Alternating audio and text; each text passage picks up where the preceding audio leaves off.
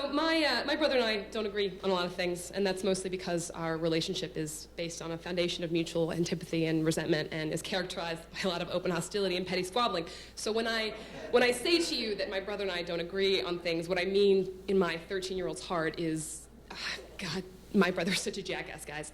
Like now that we're nominally adults. So, now that we're nominally adults, we have a pretty polite weddings, funerals, and major holidays kind of relationship. But when we were kids, we just fought all the time over everything, and of course over absolutely nothing whatsoever. And by the time we were teenagers, the fighting had become such the pattern of our lives that there was no room for anything else at all. I mean, every conversation was this minefield of half-buried resentments that was just waiting for a flare-up.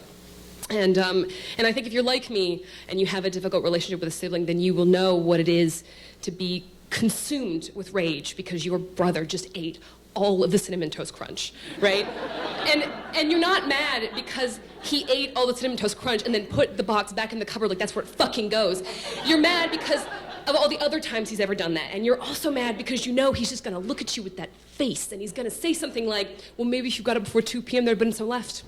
And maybe, if you're exactly like me, you're also mad because your brother is an extremely handsome and gifted athlete who has a lot of friends, and you are a chubby, hyper-defensive nerd who rarely leaves her room, and it is not fair that you are now also stuck with fucking Raisin Bran, you know? So there were, of course, things that made the fighting worse, and chief among those was the annual trip to Colorado to visit my aunt and do some skiing. And that's 3 days in the car, and that's a long time to be in the car with someone you cannot stand. And I don't know why my mom kept doing it every year. She really liked skiing, and so did my brother. He especially liked the part where you barrel down the slope, and then you do that really athletic, like, turning stop, and then you spray snow all over everybody. And by everybody, I mean me. It was awesome. So near the end of this era of cross-country travel, I was about 16 and my brother was about 15. And the trip corresponded with my cousin's birthday. And she very kindly invited my brother and me and the other kids who were in our rental house with us, about 5 or 6 other kids, along to the hot springs, which is where this party was happening.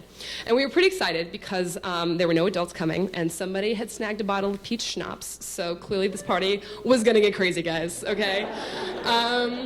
So we roll up. And the sort of a standard issue Colorado ski bum takes our money. He's got like the scraggly beard and the greasy bandana, and is wearing what appears to be a prison jumpsuit. And he looks at us and he says, now, is everyone here over 18? Because we can't have any kids in here after dark. Does not check ID, which should have been the only warning sign we needed. But because we were teenagers and someone had dangled the forbidden in front of us, we all immediately said, oh yeah, totally, we're all 18, buddy, look at us. And then we were in to this adult world of hot springs after dark, whatever that meant. Which, as it turns out, was really not that interesting. People were swimming and they were chatting, and we did the same. And we passed the schnapps, which I still cannot drink to this day. And we passed a couple hours until my brother suddenly said, guys, that old lady isn't wearing a top. And indeed, we all looked and she was not wearing a top. In fact, it was suddenly wall-to-wall tits up in this place. And this was not sexy times, guys. Like, Hollywood lied to us, all right? Like, these are middle-aged hippies just steaming in the water like hot dogs, okay? And we were mortified, okay? The party was totally over. All we wanted to do was get out, but we were frozen.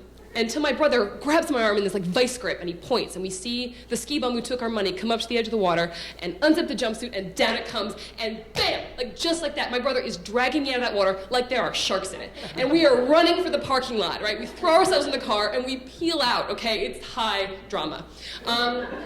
We get home and we hysterically tell the parents about what's just happened, and then we all have a really good laugh about hippies and their absurd lack of puritanical body shame. And then we go to bed. And, the next morning I wake up and I don't feel well. I feel bad enough that I stay home from skiing that day. And by the time my mother finds me that night, I have my head so far down the toilet, all I can hear is the sound of my own vomiting. Yeah, it's the theme tonight, I guess. I'm doing the kind of vomiting where it feels like your stomach is trying to hurl itself out of your mouth, right? Just helpless, helpless spasms. And within 12 hours, all the kids who went to the hot springs are prostrate. And whatever we picked up was hyper contagious because all the parents got it too, okay? We ran out of toilets for people to vomit into, all right? It was anarchy, okay? It was anarchy. The whole house descended into this like fugue state of sweaty, abject misery. And all I remember from this period was picking my head up off the floor and seeing that my brother had crawled out of bed and was lying in front of the bedroom door with his sick bucket next to his head. And I remember thinking, that is a stupid place to sleep. And then I put my head back on the bathroom floor because that's where I was sleeping. And now we all recovered really in time to go home. That was the whole vacation was illness. And this story, this is still legend in our family. We talk about this all the time. And years later, I was recounting this with my mother, and I mentioned the fact that my brother was sleeping in front of the door, and she looked at me and she said, "You know why he was doing that, right?" And I said, "No." And she said, "Well, he vomited so much that he was hallucinating from dehydration. And he hallucinated that someone was coming to get you, and he crawled in front of the door to stop that from happening." Yeah, I know, he's great. And I gotta tell you, I didn't know what to say. I didn't know what to say. I still don't. I mean, I have to say that when I think about it, though, it comforts me. I can't believe he did that for me. It comforts me that as bad as things may be between us, he's still on my side. When things get super weird, he is looking out for me. And I really appreciate that, because we still cannot spend more than 30 minutes together, really, without fighting. And I also take comfort in the fact that though we may not agree on a lot, we still agree on one thing, and I hope all of you take it away with you as well. And this is that hippies are disgusting, and swimming with them will poison you, okay?